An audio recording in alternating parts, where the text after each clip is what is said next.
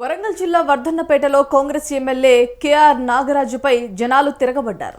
Warangal corporation పరిధిలోని 14వ డివిజన్లో MLA Nagaraju పర్యటనకు వెళ్లాడు.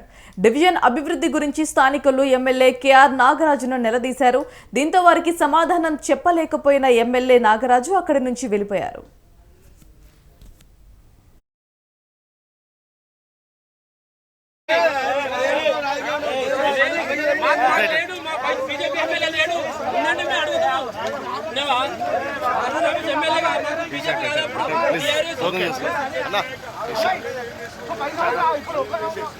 మాకు అధికారం లేదు సార్.